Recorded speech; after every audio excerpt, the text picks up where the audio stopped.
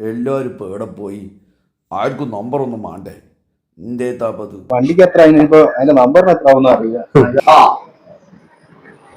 പിന്നെ ഞങ്ങളൊരു നമ്പർ ഇട്ടാൻ വേണ്ടി വന്നിട്ടോ. ഫാൻസി നമ്പർ അല്ല, ഞങ്ങൾ കല്യാണം ആലോചിക്കാൻ വന്നല്ലേ. അതല്ലടോ, പാപ്പേസം പൈസ തരാണ്ട്. അത് തരാനുള്ള ഡേറ്റ് അയക്കിനാ നോക്കിയാ.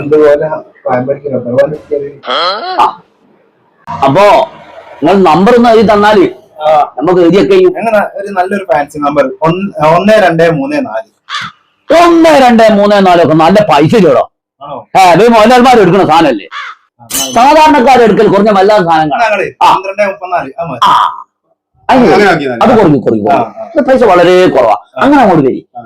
1234 അതിന് നല്ല പൈസ കേട്ടോ.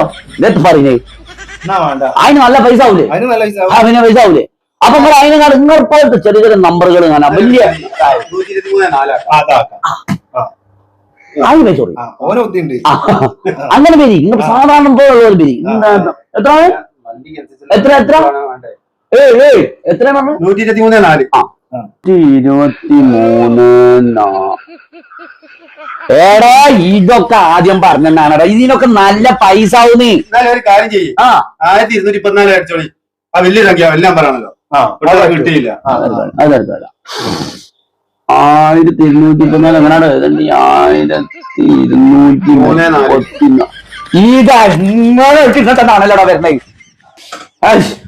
ഇത് പെണ്ണിന്റെ ധാരാളാന്ന് തോന്നടോ. ഈ പെണ്ണൊന്ന് ചേഞ്ച് ആക്കി നോക്കണം. എങ്ങനെ എഴുതിയിട്ട് ഒന്നായിട്ടാ വരുന്നത്. അത് തീറ്റയ്ക്കല്ലോ. ഇത് കേട്ടിട്ടാളല്ലേ നിങ്ങള് പറയണേ? ഏതാണ് 123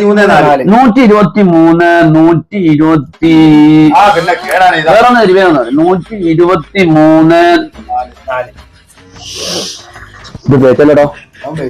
ഇത് എങ്ങനെ എഴുതിയിട്ട് ഒരു നമ്പർ എന്നാ കിട്ടണേ? ഈ പൈസ അല്ലാണോ? നിങ്ങളെ എനിക്കെന്തോ ഒരു ബേജാറില്ല. ഞാൻ പ്രശ്നമുണ്ട്. എങ്ങനെ എഴുതിയിട്ടു നിങ്ങൾ ആദ്യത്തെ നമ്പർ തന്നെ ആയിപ്പോണ്ട്. പൈസ കൂടുതലുള്ള നമ്പർ. പക്ഷെ ഞാനേ ഒരു പണി ചെയ്യും, നിങ്ങൾ നാളെ വരും. ഞാൻ അന്നപ്പോ കയറി റെഡിയാക്കി വെക്കാം. എനിക്ക് എങ്ങനെ എഴുതിയിട്ട് കൈ വെറുതെ കേട്ടോ. അപ്പൊ നിങ്ങള് നാളെ വരും. അപ്പൊ ഞാൻ റെഡിയാക്കി വെക്കാം. ആയിക്കോട്ടെ. എന്നോടൊപ്പം കുട്ടിയാ കൂടായിട്ടാണ് നാളെ ഞാൻ ഒക്കെ റെഡിയാക്കി വെക്കും. ഞാൻ ഒന്ന് മര്യാദയ്ക്ക് എഴുതി നോക്കട്ടെ. മൂപ്പർ കൊണ്ട് അല്ലെങ്കിൽ കൂട്ടിയാ കൂടും തോന്നില്ല. ആൾക്കാരെ കൊണ്ടൊന്ന് ആക്കി